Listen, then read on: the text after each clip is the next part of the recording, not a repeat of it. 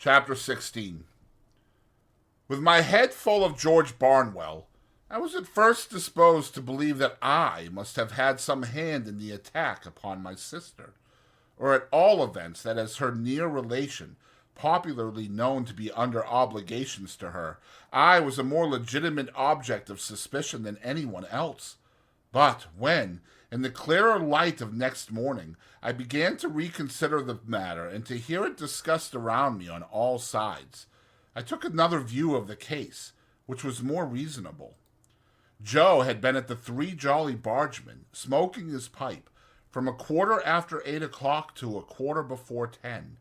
While he was there, my sister had been seen standing at the kitchen door, and had exchanged good night with a farm laborer going home.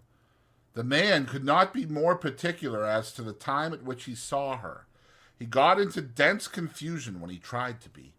Then that it must have been before 9. When Joe went home at 5 minutes before 10, he found her struck down on the floor, and promptly called in assistance. The fire had not then burnt unusually low, nor was the snuff of the candle very long. The candle, however, had been blown out.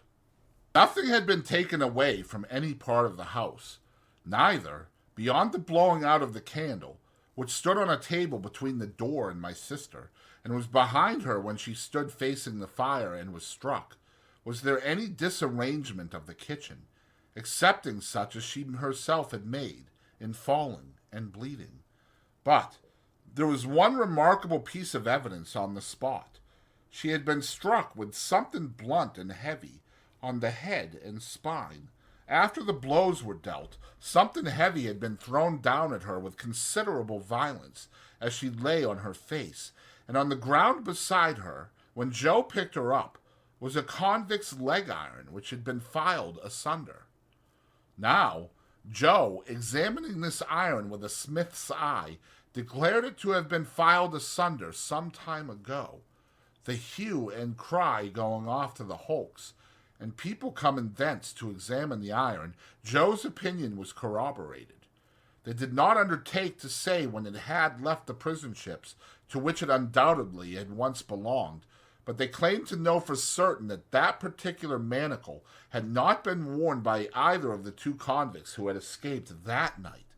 Further, one of those two was already retaken, and had not freed himself of his iron. Knowing what I knew, I set up an inference of my own here. I believed the iron to be my convict's iron, the iron I had seen and heard him filing at on the marshes, but my mind did not accuse him of having put it to its latest use, for I believed one of two other persons to have become possessed of it, and to have turned it to this cruel account, either Orlick, or the strange man who had shown me the file. Now, as to Orlick, he had gone to town exactly as he told us when we picked him up at the turnpike. He had been seen about town all the evening. He had been in divers companies in several public houses, and he had come back with myself and Mr. Wopsle. There was nothing against him save the quarrel, and my sister had quarreled with him and with everybody else about her 10,000 times. As to the strange man, if he had come back for his 2 banknotes, there could have been no dispute about them, because my sister was fully prepared to restore them. Besides, there had been no altercation. The assailant had come in so silently and suddenly that she had been felled before she could look round. It was horrible to think that I had provided the weapon, however undesignedly, but I could hardly think otherwise. I suffered unspeakable trouble while I considered and reconsidered whether I should at last dissolve that spell of my childhood and tell Joe all the story. For months afterward, I every day settled the question finally in the negative, and reopened and re-argued it next morning. The contention came, after all, to this. The secret was such an old one now, had so grown into me and become a part of myself, that I could not tear it away. In addition to the dread that, having led up to so much mischief, it would be now more likely than ever to alienate Joe from me if he believed it, I had a further restraining dread that he would not believe it, but would assort it with the fabulous dogs and veal cutlets as a monstrous invention. However, I temporized with myself, of course, for was I not wavering between right and wrong when the thing is always done, and resolved to make a full disclosure if I should see any such new occasion as a new chance of helping in the discovery of the assailant. Constables and the Bow Street men from London, for this happened in the days of the extinct red waistcoated police, were about the house for a week or two, and did pretty much what I have heard and read of like authorities doing in other such cases. They took up several obviously wrong people, and they ran their heads very hard against wrong ideas, and persisted in trying to fit the circumstances to the ideas, instead of trying to extract ideas from the circumstances.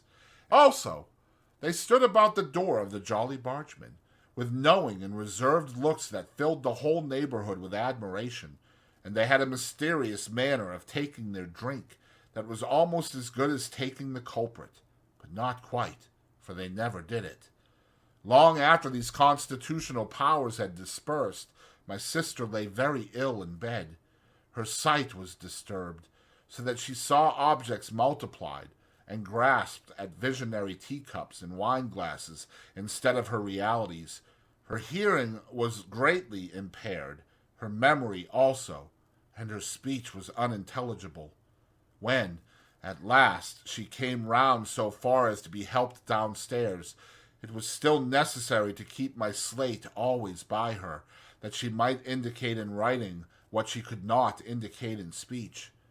As she was, very bad handwriting apart, a more than indifferent speller, and as Joe was a more than indifferent reader, extraordinary complications arose between them, which I was always called in to solve. The administration of mutton instead of medicine, the substitution of tea for Joe, and the baker for bacon, were among the mildest of my own mistakes. However, her temper was greatly improved, and she was patient. A tremulous uncertainty of the action of all her limbs soon became a part of her regular state, and afterwards, at intervals of 2 or 3 months, she would often put her hands to her head, and would then remain for about a week at a time in some gloomy aberration of mind. We were at a loss to find a suitable attendant for her, until a circumstance happened conveniently to relieve us. Mr. Wopsle's great aunt conquered a confirmed habit of living into which she had fallen, and Biddy became a part of our establishment. It may have been about a month after my sister's reappearance in the kitchen when Biddy came to us with a small speckled box containing the whole of her worldly effects, and became a blessing to the household. Above all, she was a blessing to Joe, for the dear old fellow was sadly cut up by the constant contemplation of the wreck of his wife, and had been accustomed, while attendant on her of an evening, to turn to me every now and then and say, with his blue eyes moistened, "Such a fine figure of a woman as she once were, Pip," Biddy instantly taking the cleverest charge of her, as though she had studied her from infancy. Joe became able in some sort to appreciate the greater quiet of his life, and to get down to the Jolly Bargeman now and then for a change that did him good. It was characteristic of the police people that they had all more or less suspected Joe, though he never knew it, and that they had to a man concurred in regarding him as one of the deepest spirits they had ever encountered. Biddy's first triumph in her new office was to solve a difficulty that had completely vanquished me. I had tried hard at it, but had made nothing of it. Thus it was. Again and again and again, my sister had traced upon the slate a character that looked like a curious tea, and then with the utmost eagerness had called our attention to it as something she particularly wanted. I had in vain tried everything producible that began with a T, from tar to toast and tub. At length it had come into my head that the sign looked like a hammer, and on my lustily calling that word in my sister's ear, she had begun to hammer on the table and had expressed a qualified assent. Thereupon I had brought in all our hammers, one after another, but without avail.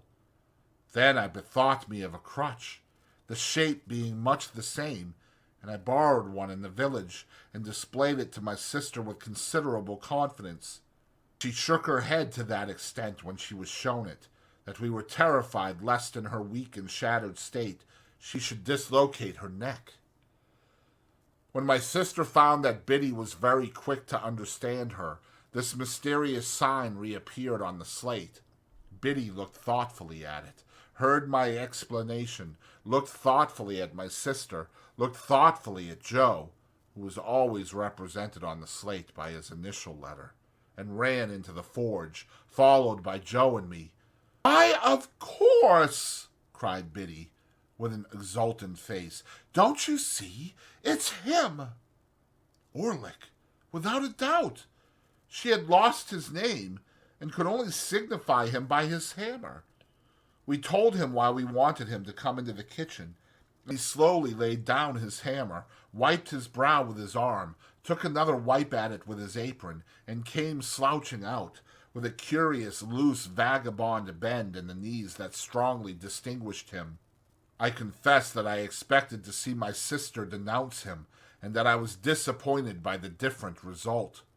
She manifested the great anxiety to be on good terms with him, was evidently much pleased by his being at length produced, and motioned that she would have him given something to drink.